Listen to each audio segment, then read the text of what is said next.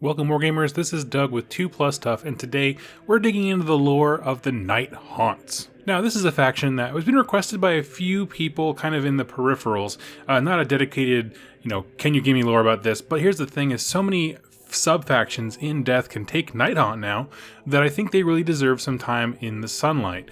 And the fact that the Start Collecting Malignance box features them so prominently, it's definitely worth taking a look at. And to be perfectly fair, there's not a lot of lore about the models individually, but the sum total of them is actually very interesting. And so I'm going to kind of rapid fire, give off some cool ideas that were given in the Legions of Nagash book about the different models and units in this faction, and then kind of sum it up here at the end of why I think they are an enticing and interesting army. Now we're going to start with the Charon Wraiths. Now going into this, I had no information about them whatsoever. I thought they were just kind of cool, certainly sort of a play on the Grim Reaper, but that's really the extent of my knowledge. Well, the Legions of Nagash book kind of delved into them a little bit and clarified that Charon Wraiths are specifically the soul stuff of murderers and executioners. People who did death for a living in their life just keep doing it in the afterlife.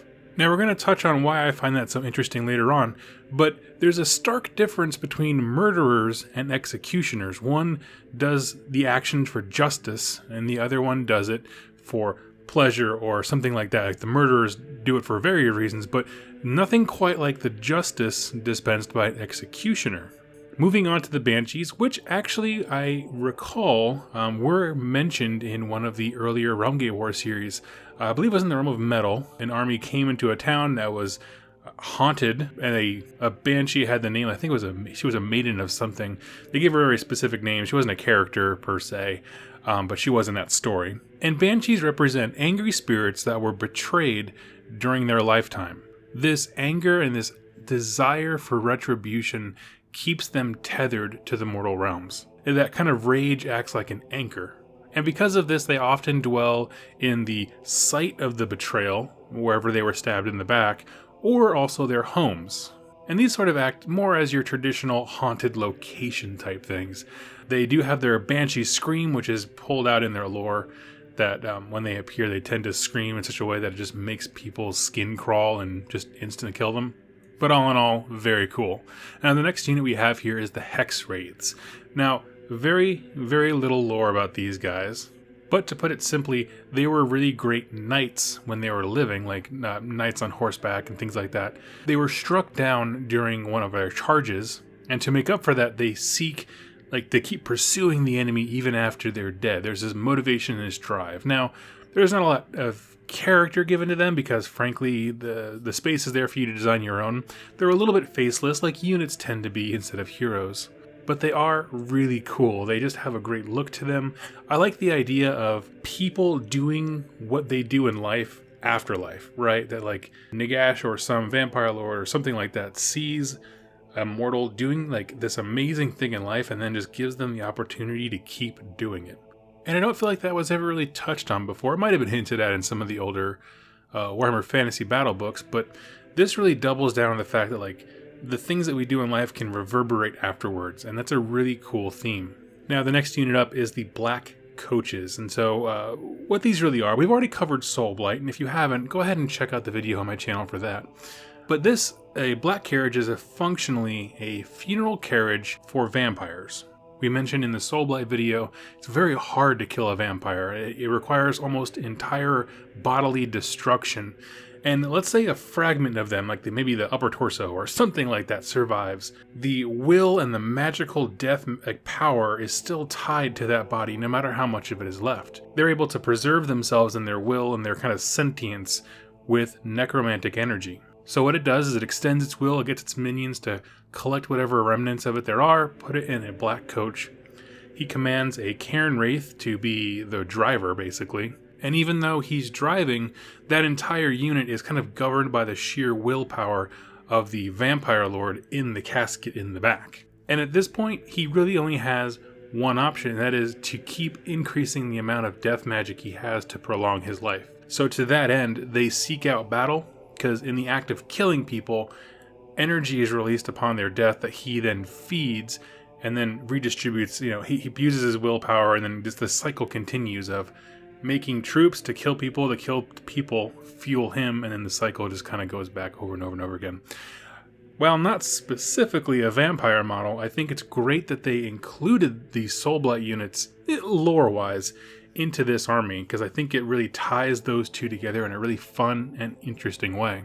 Which brings us to the Spirit Hosts, which are certainly the most common type of Nighthaunt that you're going to see. And put very broadly, these are damned people. Okay, they are cursed for some reason. They did something in their life and were cursed afterwards, or they were a heinous person and then Nagash punished them. Whatever the case may be, they have been stripped of their identity and their self, which, if you know and you follow this channel, is a reoccurring theme that I come to over and over and over again. The lore of Sigmar is about the self and what that means. And so to have this entire abundant troop source that has been stripped of that is really fascinating. And they're stripped of their identity so much to the point where they're kind of just this swirling mass of souls. They don't have enough identity to even stand separately like, say, a Hex Wraith. He rides his horse, but he is a self-contained being. The 5 Hex Raids are not this blob, but the Spirit Hosts are. They don't have any sort of identity or self to them. Now, the Battle Tome actually calls out that these guys are filled with hatred for the living specifically. And the reason is because when they look at someone who's alive, they see a flicker of what they've lost, right? The true horror of what they are, what they've become, dawns on them.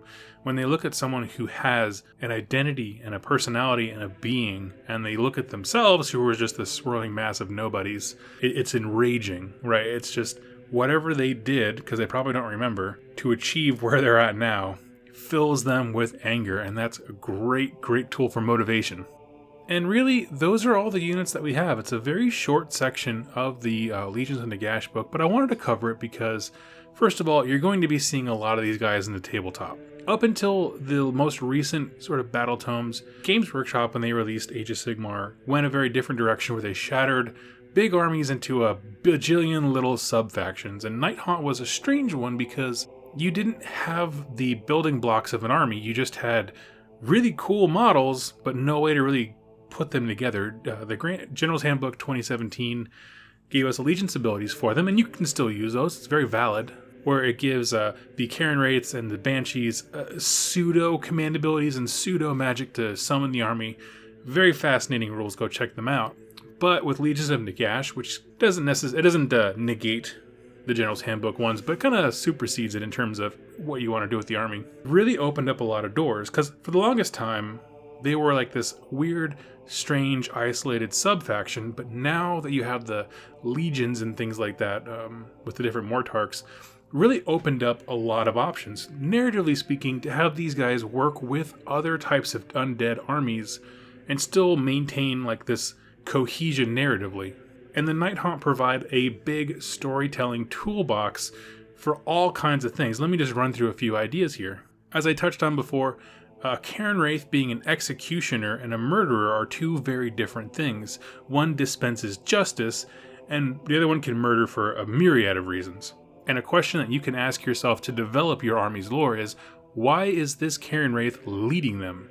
And I love the idea of maybe like a judge or something like that, like someone who dispenses justice trying to keep doing that in the afterlife. I think that is a really cool motivation for an army. You could do things like have your Charon Wraith call him the judge, and then maybe the Banshees are, quote unquote, witnesses to whatever betrayal they think the living have done to them. And of course, the jury are all of the spirit hosts out there murdering people. Like, you can really create this theme of justice in this army to great effect. And I think that's really, really cool. I think the inclusion of Banshees make great storytelling when it comes to realm history. We saw this in that, I think it was the second Realm Gate War book, where Stormcast Eternals walked up on a city that was long destroyed, and the spirit hosts and a Banshee in there helped them fight off chaos, because chaos had wrecked their day. What we learned is a little bit of like the pain that chaos had caused them at this location.